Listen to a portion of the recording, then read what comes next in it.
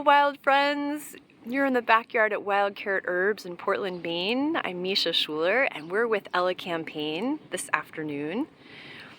This is Inula helenium, and Inula describes a part of the root of this incredible plant. The root is harvested in the spring or in the fall. Right now, it's not an ideal time because all of the energy is up with those gorgeous flowers. But Inula, the genus of this plant, describes the inulin that is found in the roots. And inulin is a prebiotic for good microbes that live in our guts. Some people might have a difficult time digesting inulin, and it could cause a little bit of bloating.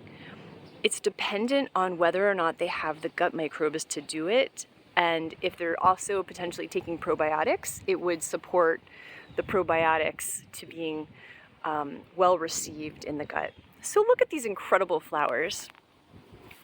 They're kind of like spunky, right? Like they have personality. Like they're not, I really, like I feel like this flower has bedhead. I really just love these flowers. In Chinese medicine, these can be made into a delicious syrup that's often used for supporting coughs and expectorating up mucus. I've actually never made a syrup from the flowers. I think now that I've said this out loud, I will do that this year. But we don't really find that in the Western uses of this plant, which is really interesting. It's very fun to look across cultures and see how different cultures relate with the plants. So from the European tradition, it's primarily the root that is engaged. And what's really incredible about the root is that it's not a deep taproot in the way you might expect, you know, like dandelion or a carrot or a parsnip to be.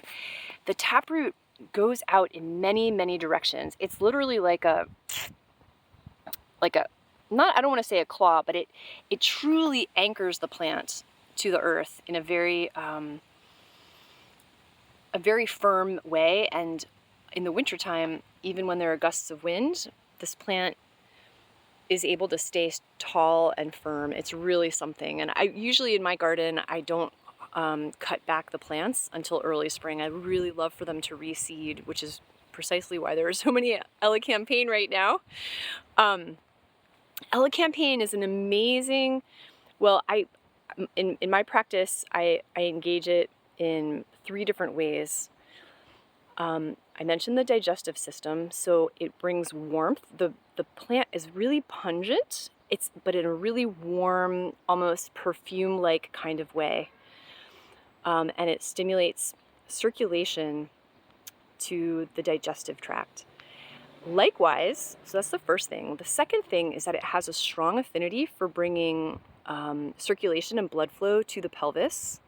So not appropriate during pregnancy, although I would consider it during 3rd trimester if there were specifically something going on in the chest, which is the 3rd way in which I would consider working with this plant. But just to go back to the second way with the uterus or with the pelvis, if we wanted to bring circulation to the pelvis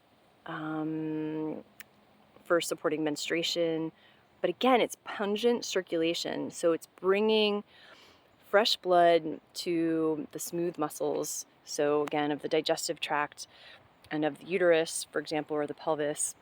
And then the 3rd part would be the chest, and that's actually how I originally learned this plant. It became a really important ally for me. Generally, if I have colds, although this has changed in my life probably because of working with the plants, if I found that I was having a cold, I would often discover that it was moving into my chest, and so I would start taking Elecampane, typically as a tincture, and it would keep the cold out of my chest and it wouldn't go deeper into my body. So this helps keep things that are on the surface from getting deeper into the body.